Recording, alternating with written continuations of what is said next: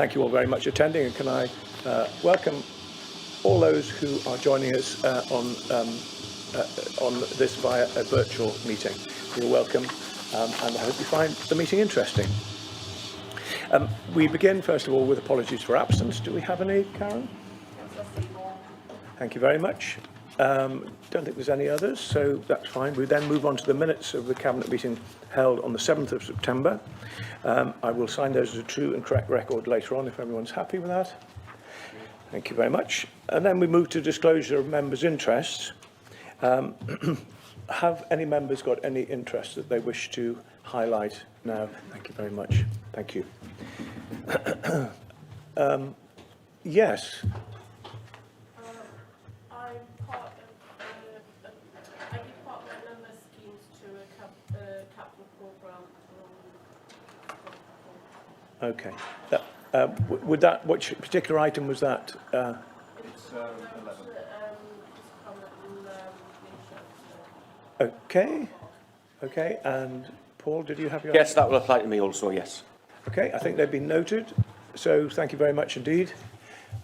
So with that, we'll move on next to the proposal to amalgamate Seaton Sluice Middle School and Whittrigg Middle School. And this is a report coming from the Director of Children's Services and Adult Social Care. I'm going to ask Guy Renner-Thompson, who's the Cabinet member, first to just introduce this and then pass over to whoever is taking that on the officer side.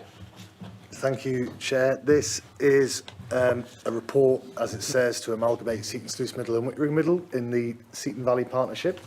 It's a proposal that's come from the governing body of the Seaton Valley Federation, which includes these two middle schools and the high school. But for us, it's really the first in one of many stages in our rather large investment into schools in that part of the county. And I would like to encourage all parents and stakeholders involved to take part in that consultation. Thank you. So can I move now to Sue Haverston or Kath McAvoy? Sue Haverston. Good morning, Sue. Good morning, thank you. Yes, just to highlight some more detail that, within the report, you'll see that there's a full response from the governing body contained at appendices 1 to the report that identifies the benefits of bringing the three schools together on one site.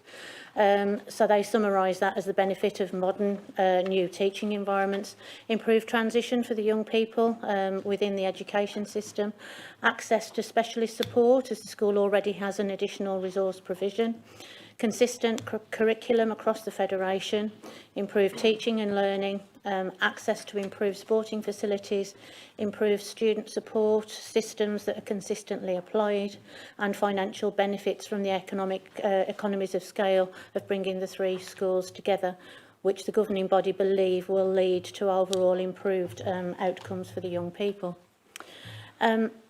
The report really is around a consultation on that proposal from the governing body, and in detail the consultation, if approved today, will start tomorrow, Wednesday the 13th of October, and would conclude on Wednesday the 1st of December.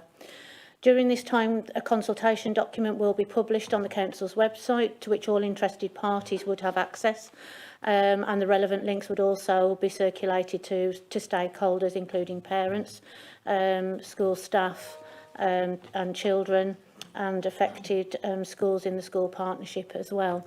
The consultation document will also set out the potential implications of the proposal on the catchment area, school playing fields, the staffing implications, the use of any vacant school sites if the proposal was to be implemented, and the home to school transport implications. The report also sets out in detail in paragraph 7 as to how the consultation events will be held, but the format, nature and time frame of these events will be driven by the need to ensure consultees' health and safety in light of COVID, and therefore some of our events will be held virtually for the first time. During the informal consultation, interested parties will also be asked their views on the proposal and will be asked if they have any alternative ideas as to how the benefits identified by the federated governing body could also be delivered. Also, in line with the consultation and during the informal and any formal consultation, we will continue to develop an outline business case to prove the deliverability and affordability of the proposed project, and will continue with the outcomes and recommendations being reported to Cabinet late in the spring of 2022 in order to progress with the procurement and construction of the new buildings. Thank you. Excellent. Thank you very much indeed for that summary. We do have Councillor Gordon Stewart, who's the Vice Chairman of the Family and Children's Services Scrutiny Committee, and you've all got a copy of their thoughts on this paper. Gordon, would you like to say anything? Thank you, Leader. Good morning, everybody. Councillor Daly sends his apologies, delayed at another meeting on behalf of the Council. I'll just present papers in relation to items 4, 5, 6 and 7, and if anybody wants to ask me any questions about the consideration by the facts, I'm happy to answer them. Excellent. Thank you very much indeed for that. We have local members here. Councillor Paul Scott, do you want to say anything? Thank you, Leader. As Guy has introduced the paper, I very much agree with what he suggested there, that it's a very important consultation for Seaton Valley residents. As an administration, we're promising two big things for Seaton Valley residents. That's investments in their schools and also a rail station for the first time in almost 6 decades. So this is a very significant development that I do welcome. But as the report does state, we're already part way along the journey in terms of school provision, within the County Council, in terms of looking at Seaton Valley. And, the request from the governing body is very much on the back of the County Council's already established plans to re-provide buildings on the Astley High and the Whitrig Middle site. This is very much looking at whether Seaton Sluice Middle should come on board with that, either at the existing site or possibly an alternative site. So I would encourage residents, as Guy suggested, to have a good look at the consultation and to feed in their views. There's certainly some positives with regards to the 3 schools coming together in terms of educational benefits that the paper set out. But there's also 1 or 2 challenges, and I think this is where I would like residents to sort of really give it some thought. Obviously, closing schools is always a very difficult thing to do, and that would happen in the case of Seaton Sluice Middle if this does go ahead. So I'm sure that parents of children at both Seaton Sluice Middle and the feeder first schools will be taking a good look at that and offering their views. And secondly, obviously, a merged middle would be built in Seaton Delaval alongside Astley High School. And I think what sometimes gets overlooked is that Seaton Delaval is a village. It's not a town. It's one of 5 villages within Seaton Valley. And I think we have to be very confident moving forward if that merger does go ahead. Whether the infrastructure is in place in Seaton Delaval to cope with additional student numbers in the village. But overall, I think it's a very positive development, and I do welcome it. And as mentioned, I encourage all residents and stakeholders to play a full part over the next 6 weeks. Excellent, and thank you for all the work that you've done on this. Any other comments? Yes, Councillor Wirmouth. Thank you very much. Just to reiterate that on the point that Paul's made, really, which is that we're doing so much work to make sure that we've got economic growth and opportunity across the county, and in particular there's huge opportunity in the southeast corner, and getting educational facilities that are fit for purpose, fit for the 21st century, and geared up to ensuring that young people coming through our schools have got the wherewithal to access those jobs that we're creating as a council and as alongside business is absolutely vital. Thank you. Yeah, I completely agree. This is hugely important for that area, who deserve to have the best place to go to school, and I hope very much that we will make speedy and good progress on this. I wonder, Sue, could you just remind me how much the council have spent already on other schools in the county in the last, say, 5 years? Oh, that was a big question. Yeah, I can certainly tell you what we spent in the last 24 months overall. That's maintenance projects, new school replacements, growing additional capacity. So we spent just over £103 million in the last 24 months on growing capacity and improving our buildings and our estate for schools and academies across Northumberland, which again is quite unusual for local authorities to invest in academies. But we're doing that in Northumberland. Thank you very much indeed. That was £103 million. So it shows that this council is determined to improve education facilities along with government. And this is a very important, as I said, a very important step. And well done to everybody involved. And thank you very much for everybody involved in the County Council for getting us this far. Okay, so can I turn to the recommendations? There are 5. Would anybody like to propose those recommendations in block? Proposed by Richard Wearmouth, seconded by Guy Renner-Thompson. Are you all in favour? Please show. That's unanimous. Good. Thank you very much. That's a great way to start this meeting. Thank you. We now move on to proposals for Atkinson House. Again, I'll ask Councillor Renner-Thompson to do an introduction and then pass over to the relevant officer. Guy. Thank you, Leader. As you're aware, SEND provision is a huge priority for myself and this council. This paper is a proposal to move the Atkinson House Special School, which is currently in Seg Hill, to the former Richard Coates Church of England primary building in Pontilland. The purpose of this is for increased capacity. We will end up with more special school places than we had before. We will also mean that we can turn the Atkinson House into a mixed-sex provision, whereas previously it was a school for boys. So the officers will talk through the detail, but I think it's a very worthwhile thing for us to do, to be increasing our SEND provision at a time when the numbers of children with SEND provision are increasing throughout the county and indeed the country, and it is a priority for ourselves. Thank you very much, Guy. Sue Aberston again? Yes, thank you. Yes, good. So as Councillor Renner-Thompson said, the report sets out the proposals for Atkinson House Special School in Seg Hill, which is currently a secondary provision for boys with social, emotional and mental health needs, which is to relocate to a new site, the former site of Richard Coates C of E Primary School in Pontilland. And at the same time, we would seek consultation on the change to designation of the school from a single-sex provision to co-educational provision in light of the growing number of girls who are being assessed as having SEMH needs in Northumberland. The proposal also sets out that it would take place from the 1st of September 2022. And the nature of these proposals do require a statutory process, so we would need to undertake any final decision by Cabinet prior to any implementation of these proposals. Some of the key issues highlighted in the report, as Councillor Renner-Thompson has already mentioned, the number of children and young people in Northumberland who have been diagnosed with autism and those also having social, emotional and mental health needs has been increasing, with significant additional capacity in the county's 9 special schools being required year on year for the last 10 years. Overall, this has been a steady upward trend in demand for special school places, which equates to, on average, a 7% increase every year for the last 10 years.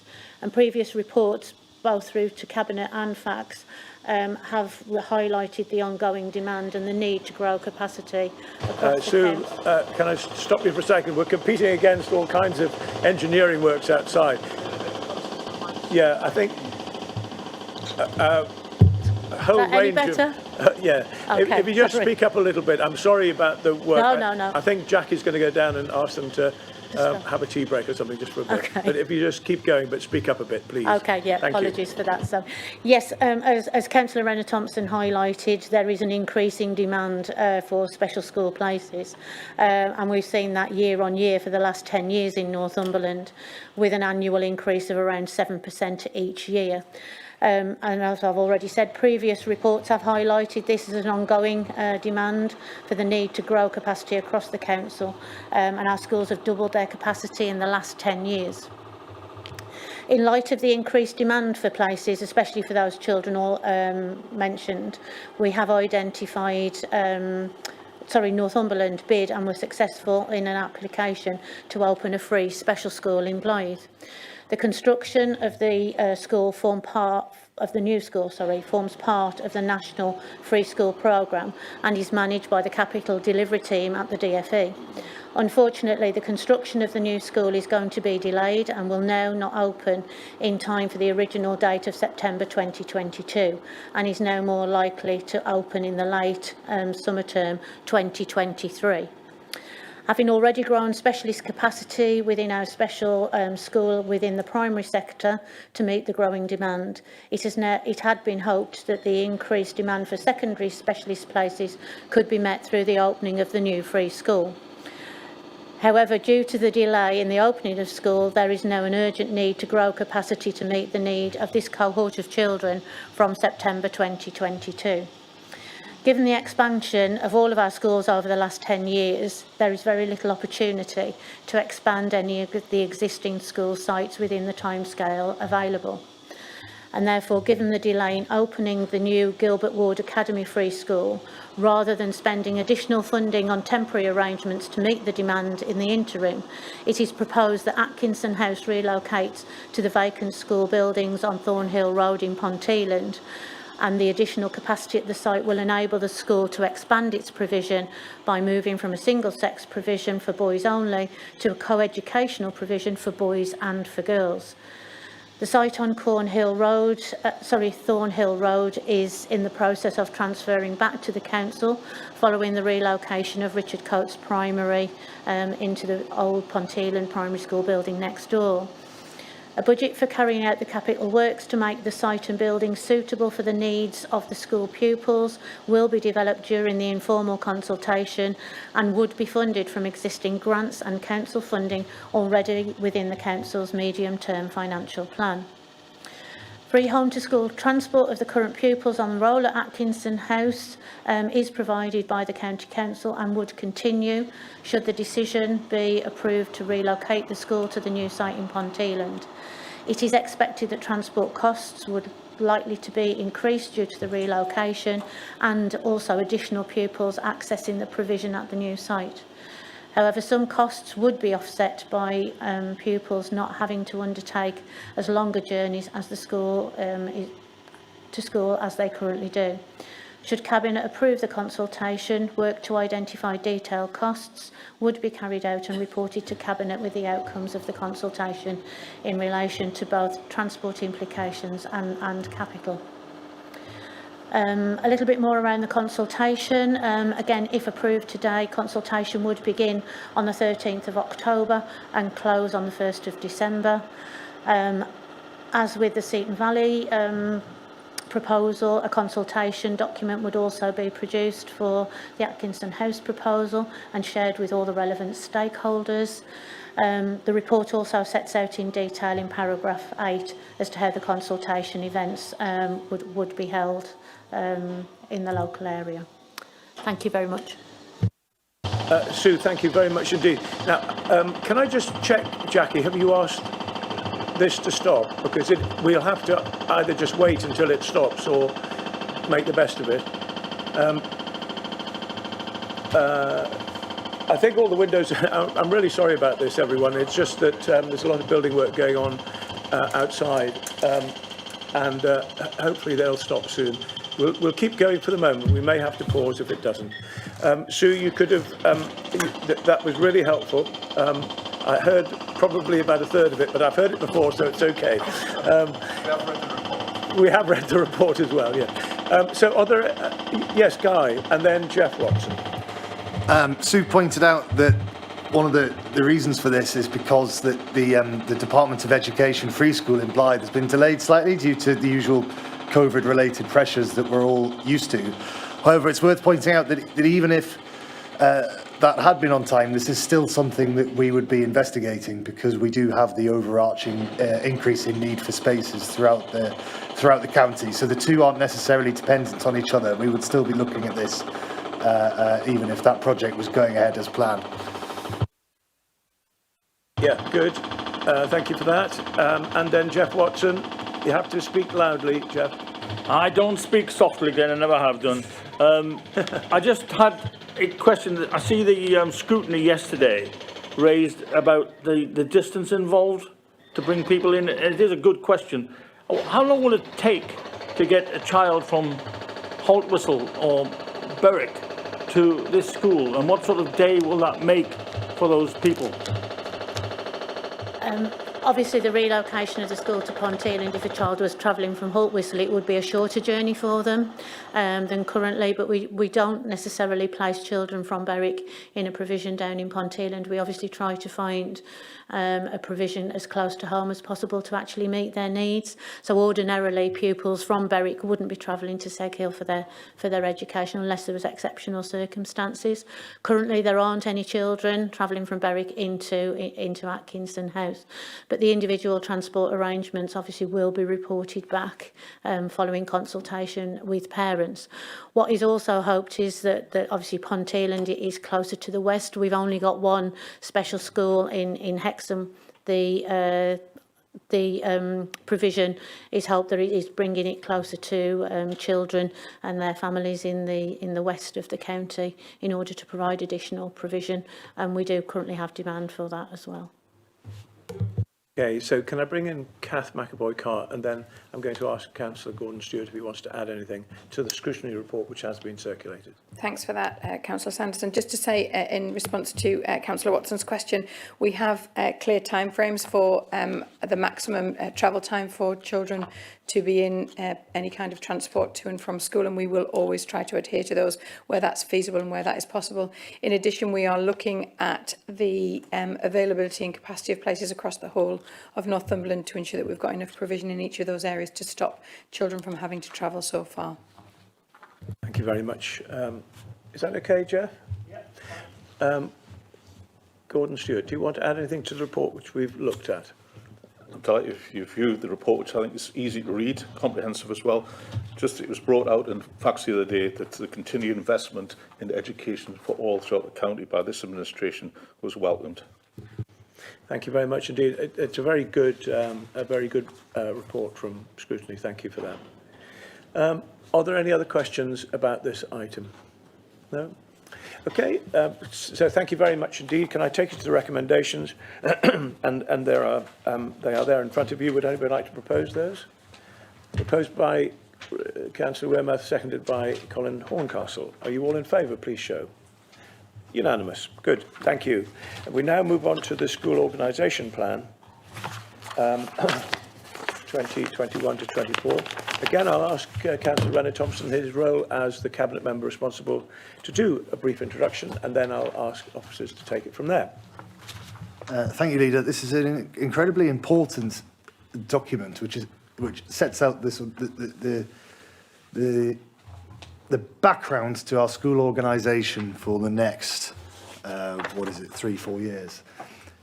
It sets out the different school partnerships. It sets out which schools are in those partnerships. It sets out the number of places that those partnerships can accommodate.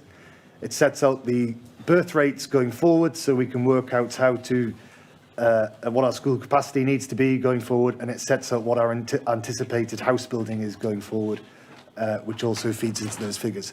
It's an incredibly important document. It's not compulsory anymore, but it's something we choose to produce because it feeds into various other council departments, such as the planning department, such as the council tax department, so they can see the sort of the future and where we're headed with regards to numbers of children.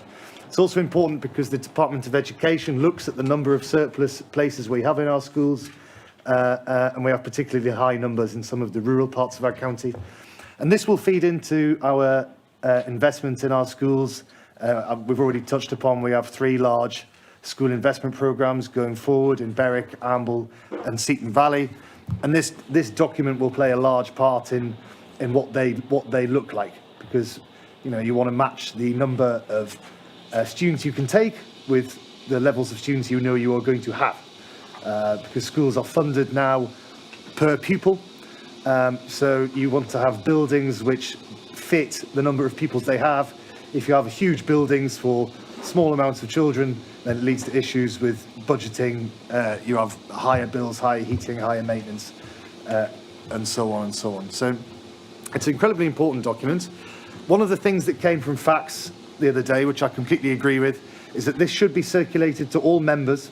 It is circulated to schools and it is circulated to various stakeholders.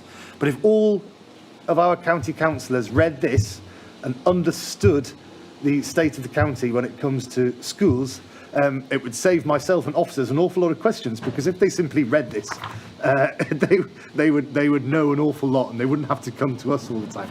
But it's really a document that the officers should be proud of producing, and you'll hear some more detail from Sue right now.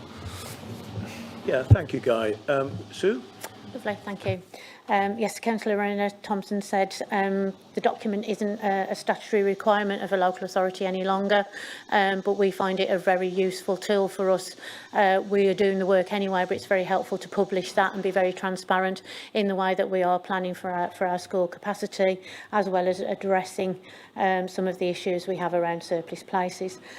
So the report in front of you today is the second iteration of the school organisation plan that will take us through to 2024.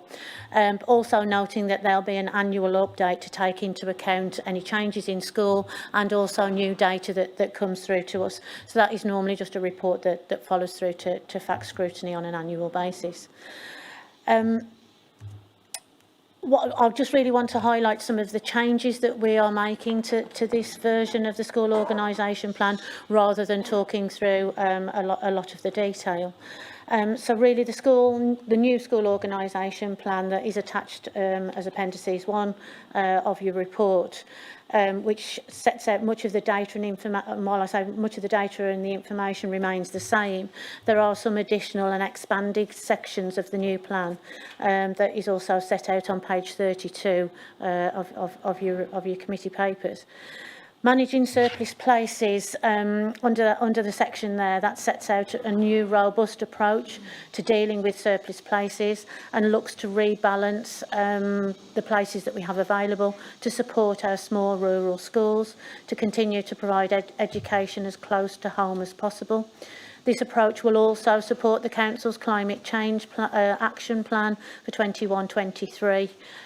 So having reviewed that as well to make sure that we are keeping travel times to a minimum. But really just some of the things in regard to surplus places, just to point out, as Councillor Rona Thompson said, our rural areas do give us some significant challenges around surplus places. So you can see Hayden Bridge Partnership in the west of the county has the highest number of surplus places, with just around the 43% surplus places in Hayden Bridge, and Berwick is our second most challenging area with 32% of surplus places. But then on the counterbalance to that, you can see that Morpeth Partnership has the fewest number of surplus places with just 7%. So where we've got growing populations and new house building, that becomes a challenge for us in terms of continuing to grow capacity to meet demand. Under section 4.5 of the school organisation plan, we go into more detail this time around house building. So the numbers are now identified within the plan and are included on a partnership by partnership basis, covering the next 5 years of the predicted numbers of houses to be constructed. So the table on page 21 sets out the number of predicted new houses being built in each partnership, and they also are included within the commentary regarding each school partnership detail. So the table really highlights where we've got the least amount of surplus places in Morpeth.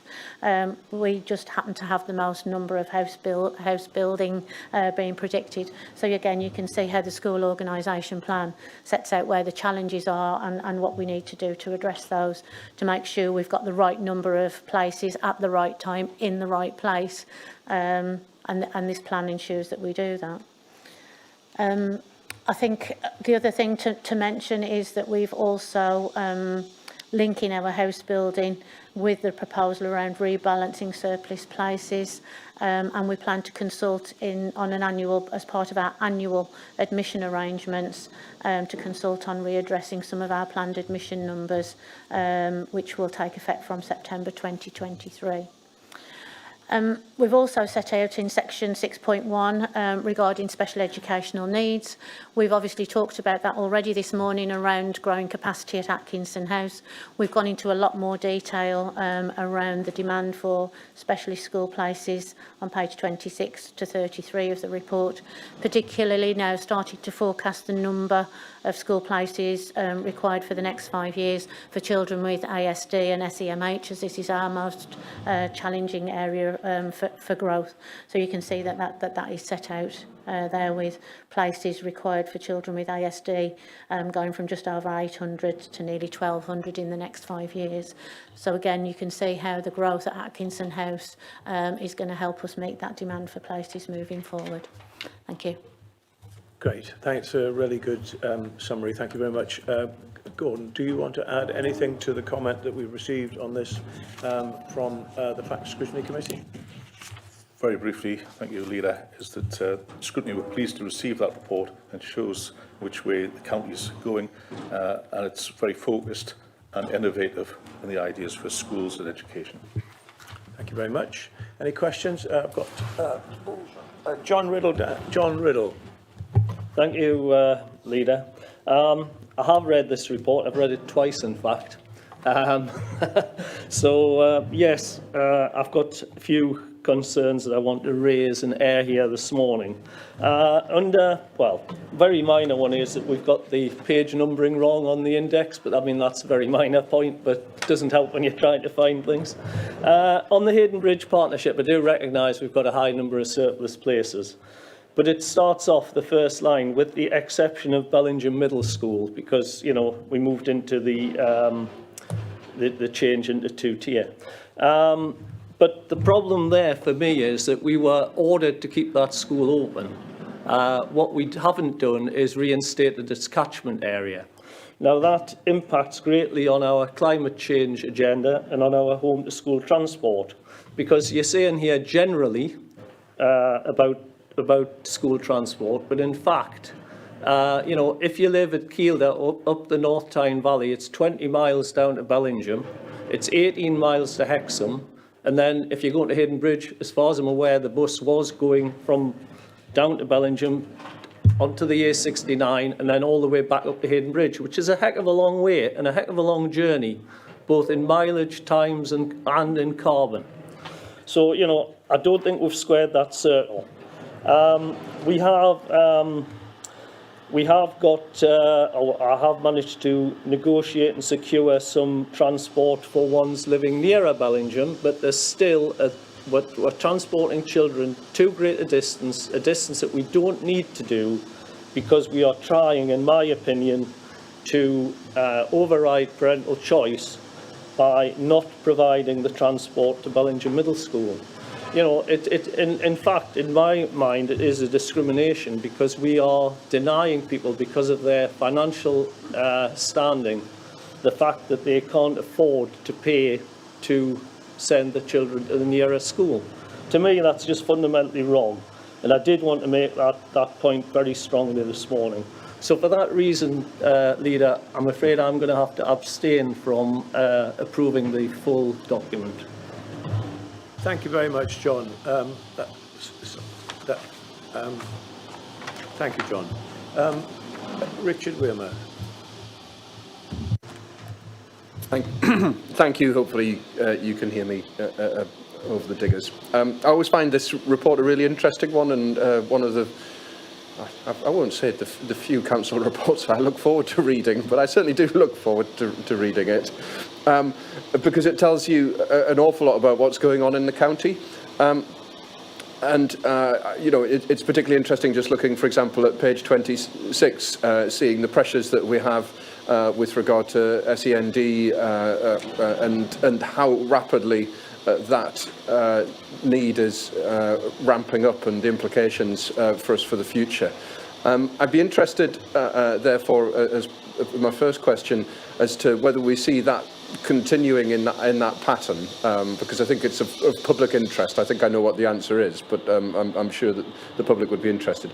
The second one is relating to, I think it's page 21 in terms of new homes versus demand. And so you made the point already that as a Morpeth councillor, it's particularly interesting for me that we have 1,000 odd homes being planned to be built in the next 5 to 10 years, and very limited numbers of places potentially to house children coming in, and that's before you're thinking about what's already within the system. So I would be just interested to learn a little bit more, and I think I do already know what we can do about that. And then last one from me, if I'm on the right page still, was just with regard to page 10. When you look at it, in particular in years, you can see how there's a big swell of numbers that's moving through the system. Are we expecting that what we're seeing in years 11, 10, 9, and to a lesser extent 8 are the sort of the last bit of where we're seeing relatively modest numbers, and actually we're moving to a time where we're going to see schools significantly more full generally? Thank you. Thanks. Yeah, I think we've got the overall data. I'll probably take them in reverse. So the overall data, I think we've got less children in our schools currently than we have for the last 5 years. So the birth rate is actually declining. So what you're seeing there is the bulge of the big numbers going through into the secondary phase. And again, you know, that follows a national picture. You'll be aware of what's gone on nationally in terms of growth that was hitting the primary sector probably, you know, 5-7 years ago. That's now feeding through to the secondary sector. So Northumberland is following the national picture, but we have got lower rates actually coming through. That does give us those challenges, particularly, you know, in some of the rural areas in terms of sustainability, and we're working with, you know, with some partnerships around how we can address that. So I think we are just following the national trend. In terms of special educational needs, yes, there is that demand. It again following. I think we are under the national average in terms of the number of children we've got with EHCPs in Northumberland, and there is a whole new system around a graduated approach, trying to ensure that children's needs are met as close to home as possible. So in the coming months, you will receive a strategy from us around how we're addressing that demand, and how we will intend to address that over the next 5 years, both in terms of trying to make sure there's less demand for specialist school places, to ensure the needs are met in our mainstream schools, or within additional units for support for those children, so that they're not travelling the long distances that has already been mentioned here this morning. And in terms of house building and obviously developer contributions, I think the next paper probably speaks a little bit more to that. But where there are new houses being built, that's where we secure a developer contribution to grow that capacity, as well as some grant that we get from central government around basic need to support that growth as well. So hopefully, if the policy works well, not a direct cost to the local authority, but one that we're getting the developers to actually fund as a result of the growth in housing numbers. Thanks. Good. Okay, Guy. Thank you, Leader. There's been a little bit of discussion about the Hayden Bridge partnership, and I would just like to highlight on page 50, it points out the Hayden Bridge partnership, the Hayden Bridge High School, is now no longer in special measures. Thanks to the very hard work of the improvement board there, which was led by Andy Johnson, and of course our team here at the County Council. But overarchingly, it's because of this and the previous administration's dedication to Hayden Bridge High School. That's some £5 million we put into investing in that school, whereas previous administrations did not have that commitment. There was talk of closing that school. It has now turned around. We do have still some work to do around Bellingham Middle School, and I understand the local members' frustration on that. But overall, the Hayden Bridge Partnership is a good news story for this council, and it's one that we should recognise. Yeah, that's very helpful, Guy. Thank you. If there are no other questions, can I take the recommendations? But I would like to include the point that scrutiny have made, which is that when we get to the final version of this, which presumably we're not very far away from, that can then be circulated to all members with a note, probably from yourself, Sue, and also from Guy. So if we add that in, and Karen, if you could just put form of words to that effect. With that addition, we've got 3 recommendations, plus that addition. Would anyone like to propose those? Proposed by Colin Horncastle, seconded by Richard Wearmouth. Thank you very much indeed. All in favour, please show. Excellent, that's unanimous. Oh, no, it's not. Chair, I'm so sorry. I'm abstaining because of the last point on there. Thank you. I didn't see you down there, I'm sorry. We've got that one. Did you get that, Karen? Yeah. Okay. So with that, can we move on then to the next one, which is around the education infrastructure contribution policy. Again, I'm going to ask Guy to give a brief introduction to this slightly complex issue, but I'm sure you'll explain it, and followed by Sue afterwards, and it'll all be clear to everyone. Guy. Yes, thank you, Leader. Today's Cabinet is full of good news about the various priorities of this administration since we took over in 2017, and this is another one. When we came in, we very quickly brought in this education infrastructure contribution policy, which is part of the Section 106 arrangement with developers, whereby if schools are near capacity in that particular area, then we dip into their pockets to get some money to improve our school infrastructure. And as we've already talked about today, there has been an increase in the SEND needs in the county. As part of the work of the previous paper, I assume that's why that paper is so important. It gives you the overall picture of where things are. And this follows on from that. We've seen the number of children overall go from 3% to 4%. And with that comes an increase in need for investment, and with that comes an increase in ask from the larger developers for a contribution to our special schools. You're correct, it is quite complicated, there's lots of very long numbers in it, but I'm sure Sue Aviston will be able to take us through it. Thank you, Guy. Sue Aviston again. I think they've started up again, so can you get a bit close to your microphone? And they may stop, but they may carry on, just to be annoying. Okay, over Thanks to you. very much. Yeah, I'll try and be brief on this one. As Councillor Reynolds-Thompson said, this is the Council Education Infrastructure Policy contribution policy. It was approved in December 2017, and Cabinet are now being asked to approve an update of the policy, specifically in order to improve an increase in the request for contributions for pupils with special educational needs across the county to support the growing number of young people requiring specialist provision. Some of the key issues within the report really set out, really remain that the objectives of the policy remain a consistent approach when assessing the impact of housing development on local schools, and ensure that appropriate funding contribution is received from the developer. It had been expected that the education infrastructure policy would be subsumed within a county-wide infrastructure delivery plan. However, that has been delayed as well through government consultation around planning our future. So eventually this policy will not be a standalone policy, will become part of a wider policy. But due to the delay, we felt we needed to obviously update it because of the significant changes in the number of children who have special complex needs within Northumberland. As Councillor Wren Thompson has already said, we've seen that rise from 3% through to 4% since 2017, and therefore the Education Infrastructure Contribution Policy that is attached as Appendices 1 of your report has been updated to reflect that. And as previously mentioned by Councillor Wearmouth, the changes in demographic between primary and secondary mainstream pupils in the county has also altered slightly since 2017, resulting in the need to reflect this change in the pupil yield factor that we use when calculating the number of children arising from a house development. So seeing a decrease in the number in primary and an increase in the secondary yield. Therefore, again, this reflects what we've seen across the whole of Northumberland, our declining birth rate as previously mentioned.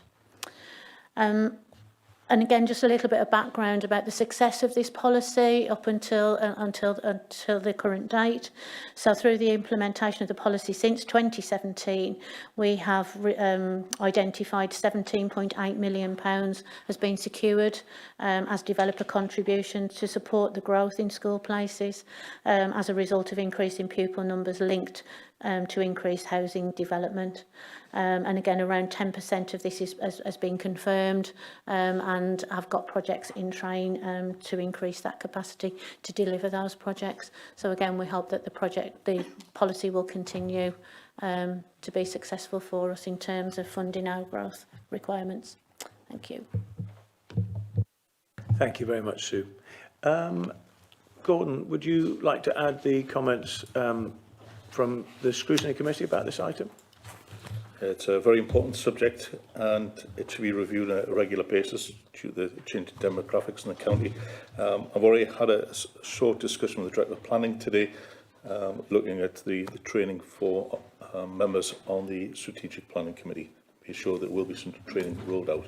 Thank you. Yeah, I think that's a very good suggestion.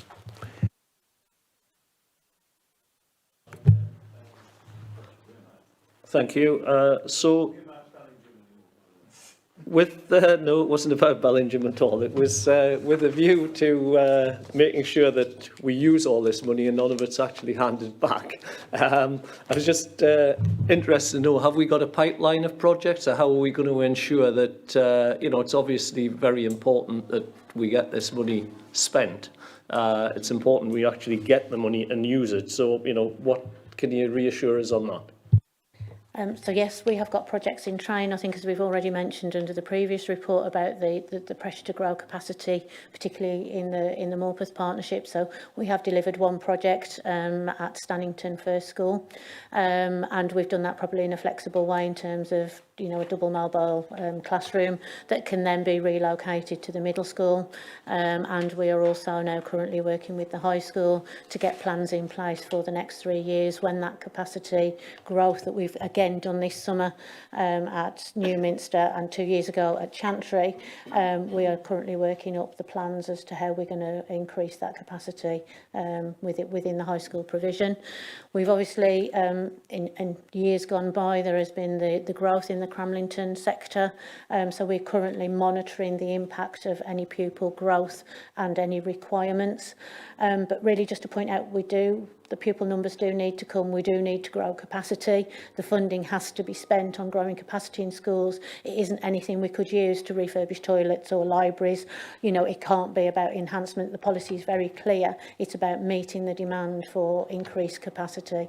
So we try our very, very best to make sure that we don't hand any money back, and we have got projects in train to make sure that we have got the capacity, as I've already said, in the right place at the right time. Thank you. Okay, thank you. Guy? Sorry, I was just pointing at John. Oh, sorry. It was Richard and then Jeff, please. Thank you. So, just to say how pleased really I am to see this continue to evolve as something within the County Council. Locally, certainly, we campaigned heavily to make sure that the council actually asked for cash like this prior to 2017, and we're very pleased to be able to instigate it in terms of policy later on in that year. It's a really really vital that when we've got house builders coming to our county, that we want them to contribute. It's the least that we can expect. There was a free-for-all in terms of getting permissions and so on in the run-up to the elections in 2017.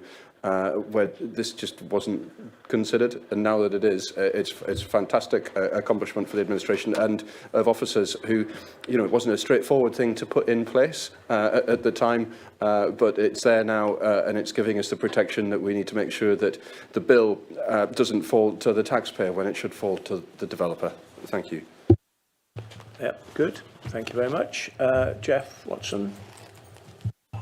Just to help me, there's quite a lot of figures in this document. The increase in special educational needs from 3% to 4%. What does that mean in actual number of children? What number? Instead of percentages, how many kids?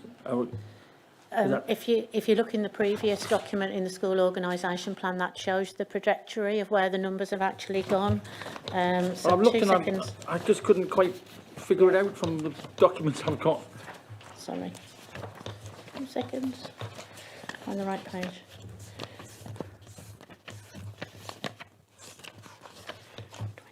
I think. Apologies, yeah. So on page 26 of the school organisation plan, what you'll see is that since 2017 we had 668 children educated in our special schools, and that has risen in 2020 to 940.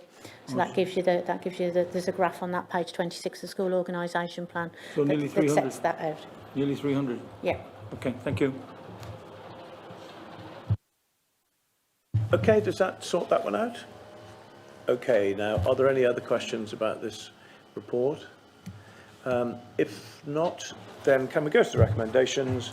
They are there for you. Is anyone going to propose those? Proposed by John Riddle, seconded by Councillor Patterson. Are you all in favour?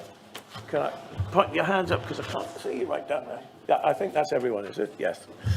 Good, thank you very much. And I think it would be helpful if we could pass on the recommendation that some training is offered on Section 106. I think we could all benefit from it, actually. Rob Murphy. Thanks, Glenn. I've been working on the review of LACs with Gordon Castle, and we are hardwiring into all the planning committees and LACs training slots. And on the list, I think number 2 on the list is Section 106.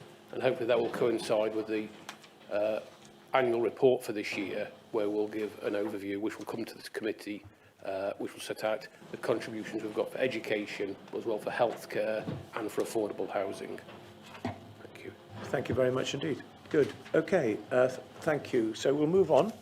The next one is around the integrated domestic abuse services for Northumberland. Permission to tender. I'm going to ask Councillor Patterson, who's the Cabinet member responsible for this area of work, to introduce this, and then I'll pass over to Thank you, Chairman. officers. Thank you. As the portfolio holder for adult wellbeing, I take very seriously and I feel very strongly about domestic abuse. Stamping out domestic abuse is vital in ensuring we have stronger communities, and there are still many who don't report abuse and children who may be suffering because of this. Northumberland County Council are absolutely committed to doing everything possible to help make residents' lives better for everyone and adopt a zero tolerance approach. Thank you, Wendy. Kath McAvoy-Carr. Thanks for that. I'll move the microphone closer. I have got 2 of the officers here who have been dealing with this particular area, Leslie Powell, our Domestic Abuse Coordinator, and Judith Keeping from our commissioning team. This report is seeking permission to go out to market to commission a number of services in relation to an integrated domestic abuse service for Northumberland, allowing us to meet our statutory duties as outlined in the laws that were passed in April April 2021 in relation to domestic abuse. The proposal is that we will issue 2-year contracts with an option to extend for a further 2 years, and I understand that the Overview and Scrutiny Committee were keen to encourage us to think about a 3-year contract. We have funding for 2 years, and then we are hopeful that we'll get a further 2-year funding, which is why we've gone for the 2+2 opportunity. The other thing that it enables us to do is that if after 2 years we need to tweak those arrangements, it allows us the opportunity to be able to do that if we find that we need more service area in a different, more service provision in a slightly different area. So I don't propose to go through the report in a significant amount of detail, but just to draw your attention to the findings from the needs assessment and the scoping exercise that we have undertaken, which identifies the service areas that we will be commissioning. So an integrated domestic abuse support service, which will provide assessments, refuge places, potential for dispersed properties, our sanctuary scheme, group work, etc. Children's counselling and therapeutic and outreach support, which chimes with what Councillor Patterson said about the needs of our children and young people, and we know that this is a key area for our ongoing investment. The perpetrator service, which is looking at how we can assess and offer interventions for perpetrators of domestic abuse, and if we want to work our way towards a zero tolerance opportunity, then that is what we need to do. An adult counselling service, and also looking at how we manage domestic abuse in our rural areas. Is that it? Yep. Yes, Lovely. yes it is. Thank you. Right. Thank you very much indeed for that update. Any questions? Christine Dunbar. I would just like to echo Councillor Patterson's sentiments regarding domestic abuse. And I think this initiative is needed to meet the needs of the families in Northumberland. And I've recently been approached by Councillor Patterson to be an ambassador for domestic abuse in Northumberland, and I have gladly accepted that. Thank you very much. Gordon Stewart, would you like to speak to the report from scrutiny which we've seen? Anything particular? It's not before the facts, Chair. Right, okay. Thank you very much. Yes. Yeah. Have you all seen the report from scrutiny? Yeah, okay. Can we just talk about the length of contract, because scrutiny have raised this as an issue. What do you feel about that, Kath? I think it's a sensible approach in terms of the 2+2, because we've got funding for 2 years.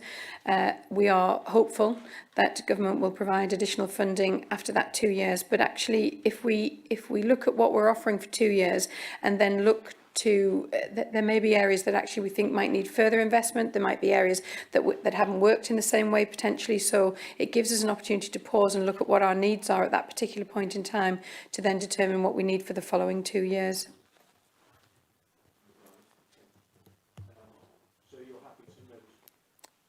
So you're happy to note there? Yes, I absolutely understand the Communities in Place Overview and Scrutiny Committee feelings towards the need to make sure that we have ongoing investment, but I think we are committed to that ongoing investment in any case. That's fine, thank you.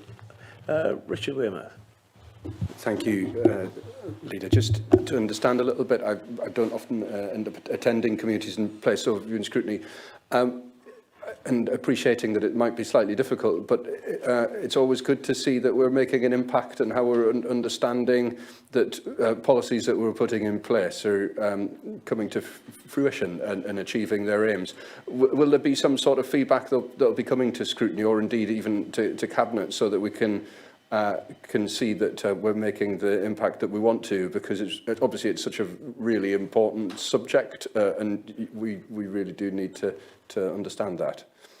Yes, absolutely. There are a number of committees that are interested in this particular area of domestic abuse because it cross-cuts a number of the areas that we work on. We have a domestic abuse partnership which is newly reinvigorated or newly formed. We've always had a partnership arrangement, but we've reinvigorated that lately.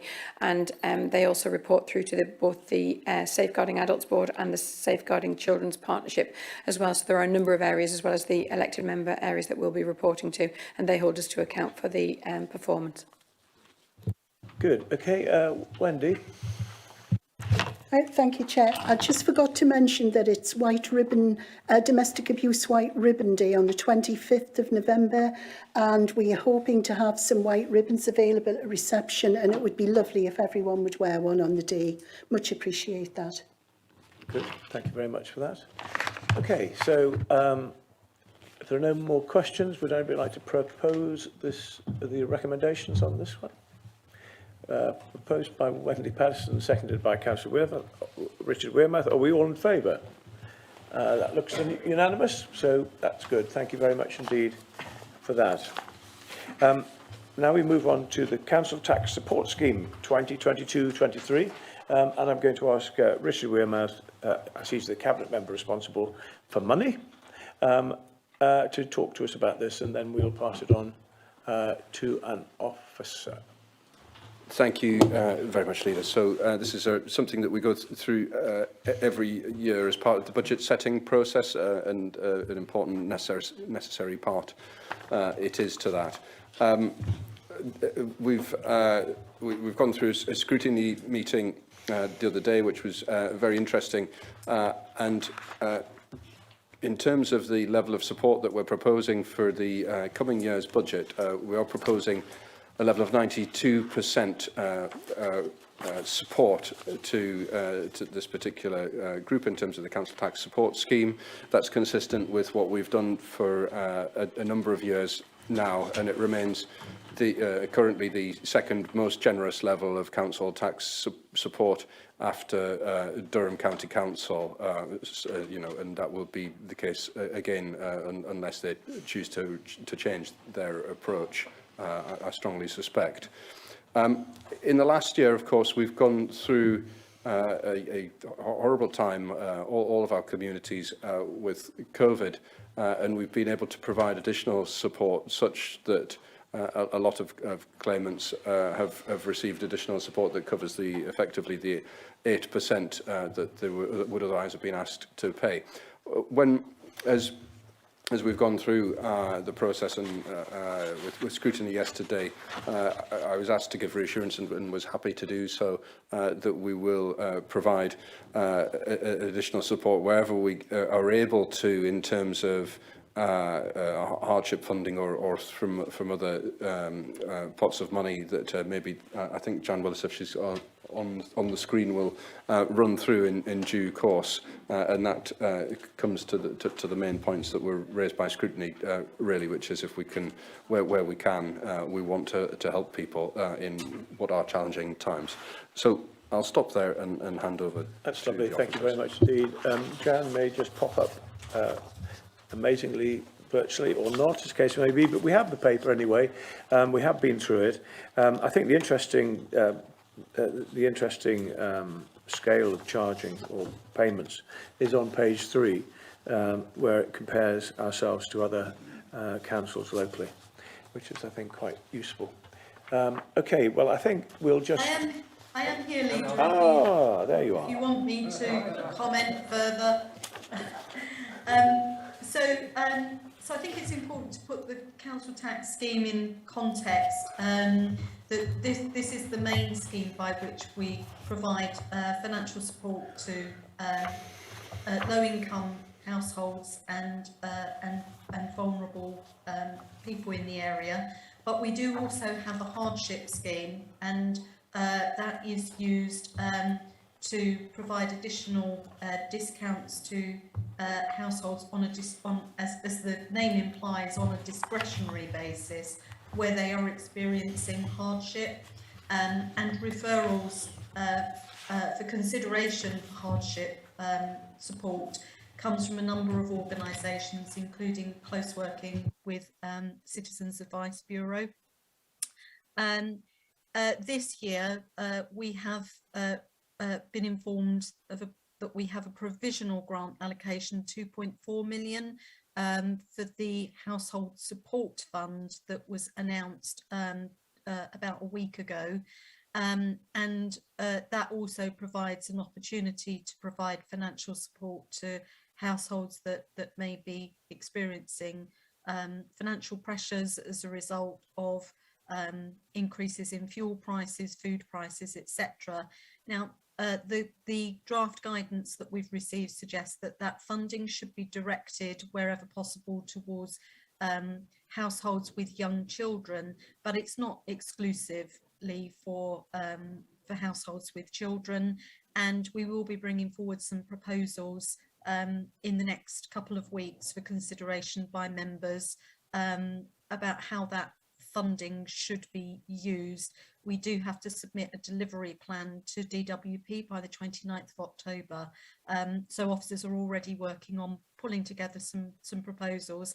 And if members are so minded, that could include earmarking some of that funding to provide top-up support for the hardship fund, or some other mechanism by which additional support could be provided to households that are struggling to pay their council tax.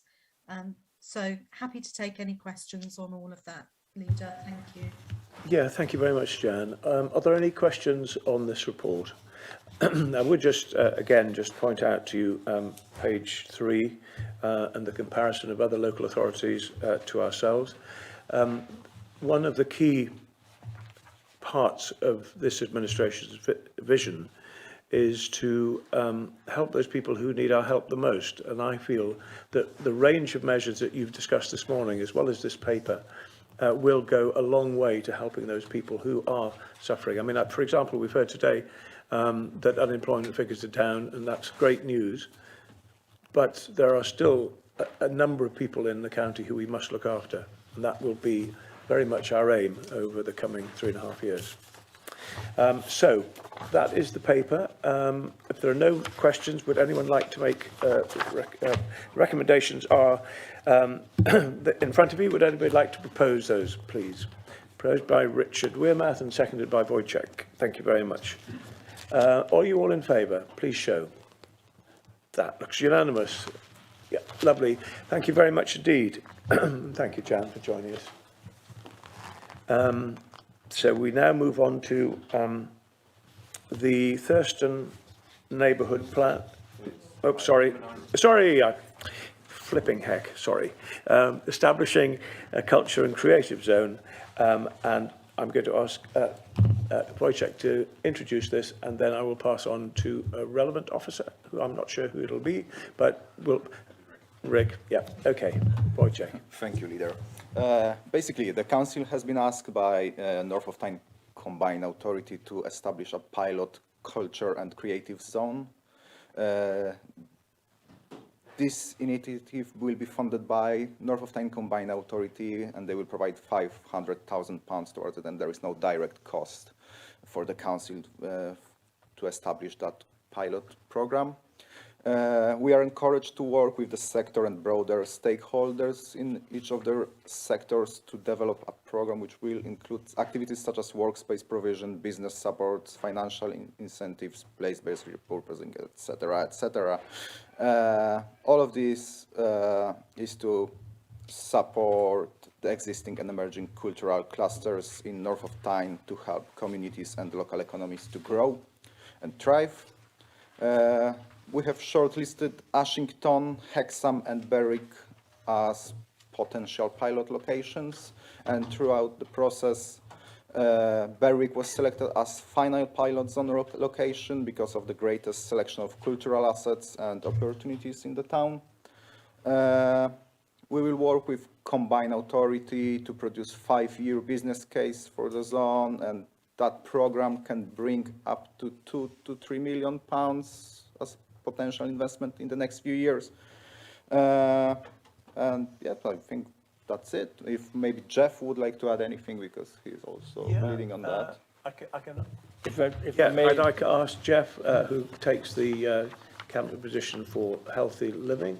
thank you, Glenn. It's a very good report. It's a very simple decision for us, I think, today. There's been a good assessment of the need of how we can select the right place. It's always difficult for some people to accept because they think they should be their town. But actually, if you read the report, it's very clear and it's right that Berwick was chosen.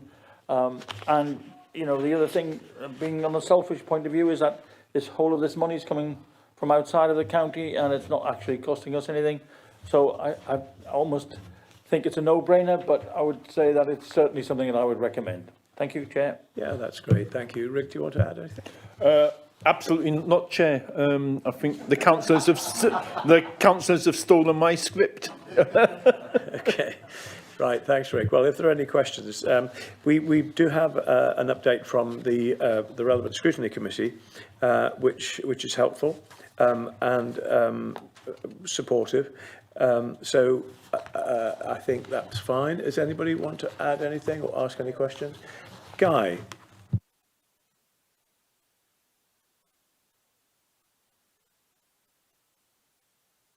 Sorry, another £500,000 going into Berwick upon Tweed. You know the script by now, you know what those of us in the north of the county say. From 1973, we had a Liberal Democrat MP. The government of either colours had no incentive to invest in Berwick. It's only since we've had a Conservative MP in 2015 and a Conservative County Council in 2017 that a whole raft of projects have come into the town. We've got the port, the cruise ships coming in. We've got the hospital that's about to be built. We've got the leisure centre, which is nearly completed. We've got a vast investment in our schools programme up there that's about to happen. Berwick really has the whole picture. It's the most beautiful town. When you look at the comparison with Hexham, another beautiful town, really the barracks and the Elizabethan town walls alone and the gateway into Scotland and the borders really stands Berwick out from the rest of the county as to why this project should be happening here. But I just really want to get the message across that this is a real achievement for this administration and for this government that simply didn't happen when anyone else was in charge. I don't think you got the message across. Richard. Thank you, and it was great to see Guy so eager to talk that he forgot to press the button. I shan't make the same mistake, but I will repeat at least a little bit of the comments. 42 years of hurt never stopped Berwick dreaming, and now your dreams are a reality thanks to a fantastic Conservative administration and a fantastic Conservative government as well. So happy days on that, and you know, build back better, build back Berwick. Good, thank you very much indeed. No, yeah, absolutely. Anybody else?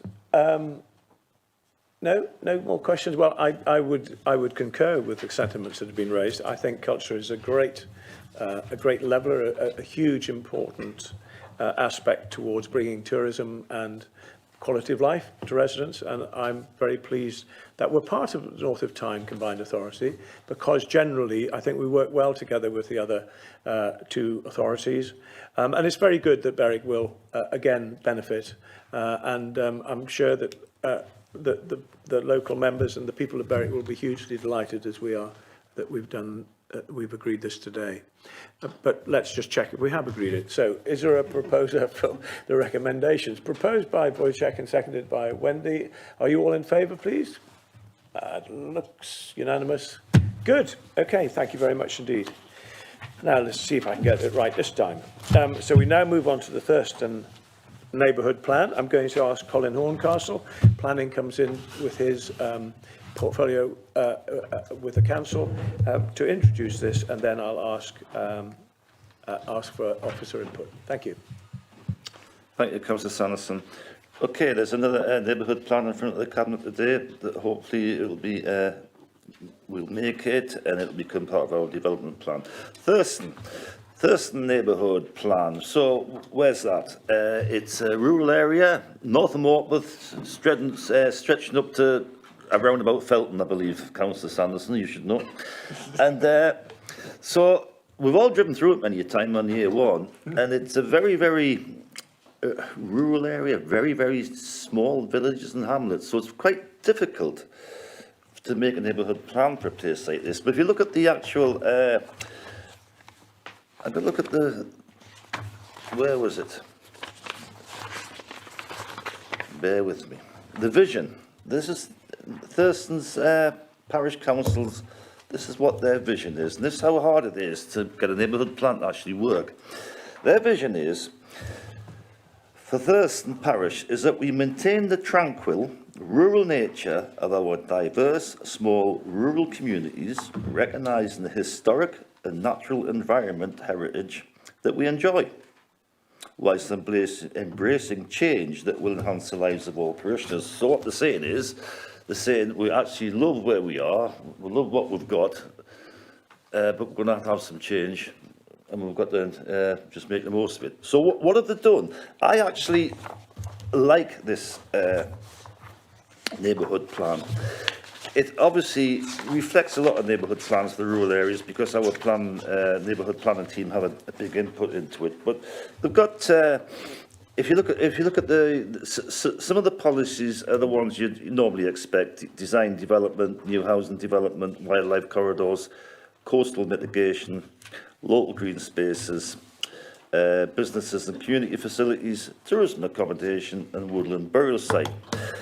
But what I particularly like about this neighbourhood plan is they've actually pulled a bit of a blinder in one of their policies, because in other parts of the county we've had some real problems in the past with caravan sites and holiday parks, where planning officers have found it extremely difficult to put conditions on to stop these large static caravans being lived in all year round.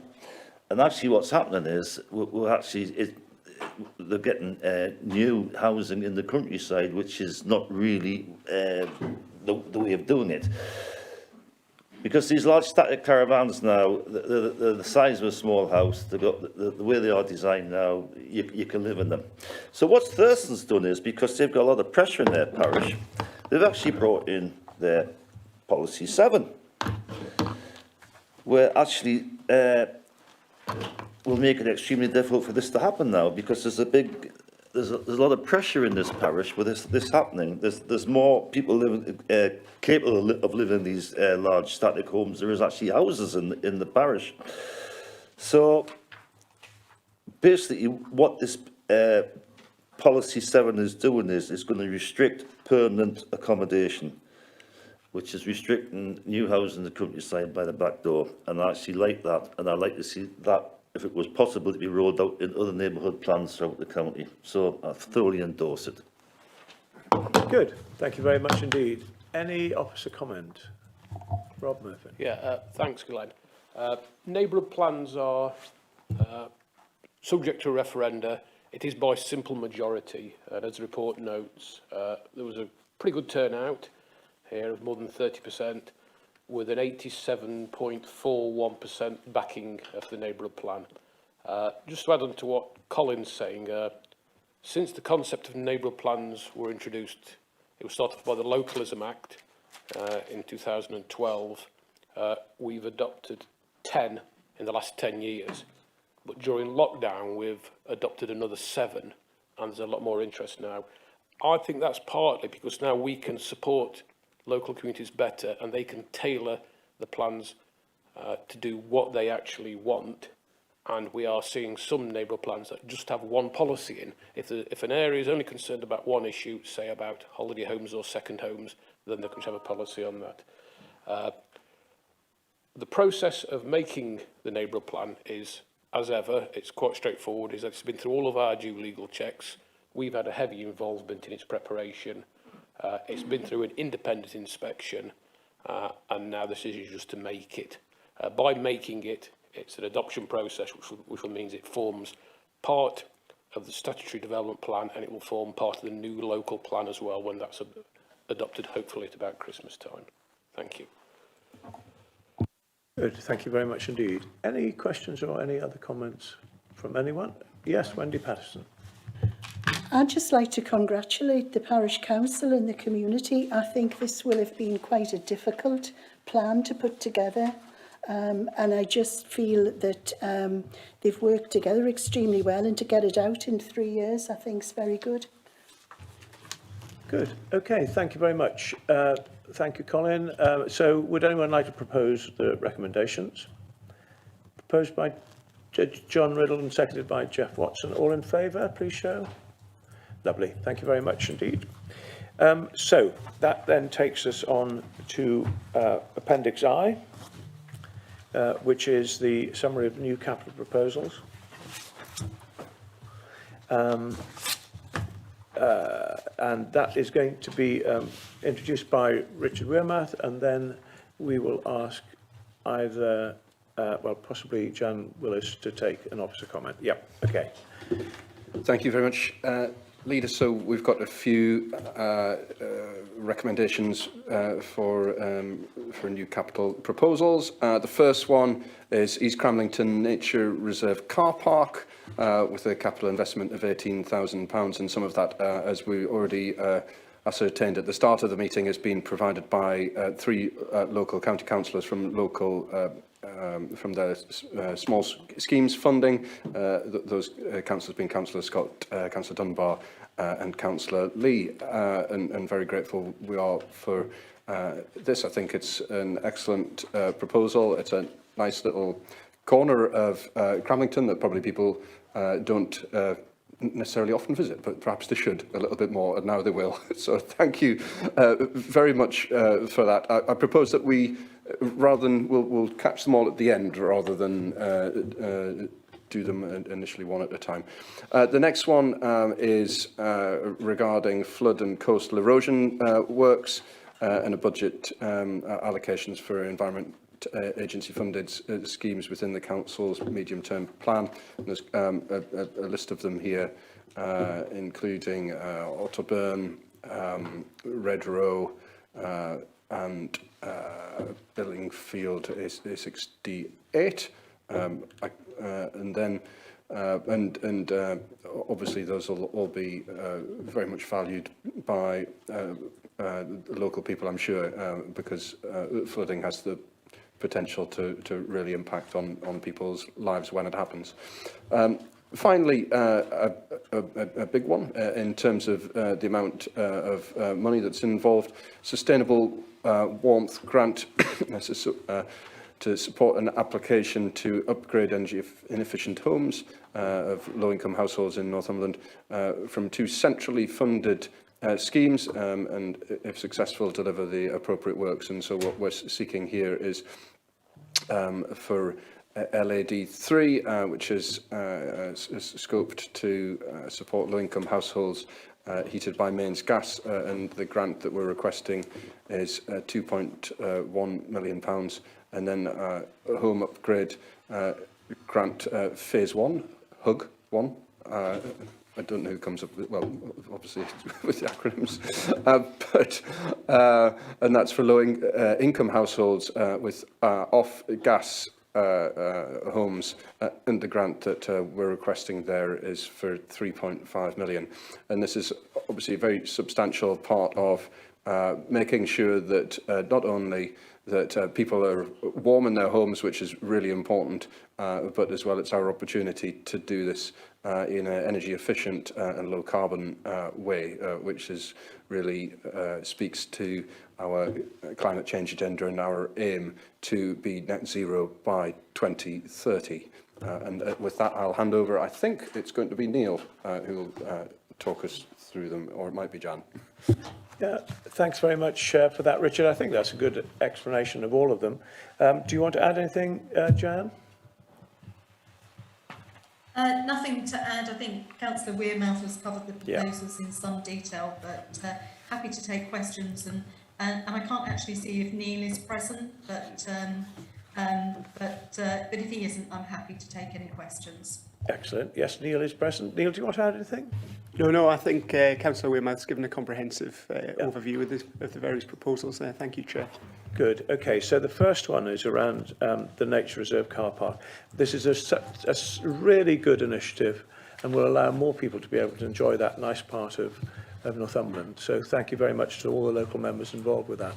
That's really good, and something that we've really, I think all our residents have enjoyed the fact that we have such beautiful country parks and local parks, particularly over the last sort of year and a half. So it's good that we're continuing to invest in that, and it's very good that local members are using some of their funding to help do that. So well done to them. Christine. Yeah, this initiative is close to my heart because about 20 years ago, before being involved in politics and getting as a councillor, I was a campaigner, and I campaigned for that land to be saved from a landfill site. It took a lot of work. I fought a district local plan, went to planning inquiries and all sorts, and I'm really pleased that it is now a country park, which is what I was campaigning for at the time. So thank you, and thank you, Paul, for allowing me to help you get that car park. It was a bit of self-indulgence. Thank you. Thank you very much, yes. Thank you to all the members involved on that. The next one is around the flood and coastal erosion work, and there are a number of really important schemes there that will come in extremely useful and are well worth doing. So I'm pleased to see that. But the big one, as Richard Wearmouth said, in terms of money, is around the Sustainable Warmth Grant. And you can see that we are taking a very proactive line on this. We want to see people better insulated, their homes better insulated, and especially with the ever-increasing price of gas and other fuels, it's really important that some houses that are just not well insulated become well insulated. And this will kickstart that work and will support all those people who need to have their homes better insulated over the coming months and years. So it's a really first-class step and aligns very closely to the work we're doing on our climate change action plan and is a crucial part of the next part of that. So I'm really hugely pleased with all three in their different way are making a big difference to residents, and that's what we are all about. We have recommendations there. Would anyone like to propose those recommendations, please? Thank you, Richard, and seconded by Wojciech. Are you all in favour of those recommendations, all three? Yes, absolutely unanimous. Thank you very much indeed for that. So, this takes us to energising Blythe. I'm just lost my blinking thing. Yeah, thank you. Yes, so that takes us to the end of the, thank you, it takes us to the end of the open part of the meeting. So we now move into a closed part of the agenda. This is because it contains confidential information that is relevant to individuals or businesses.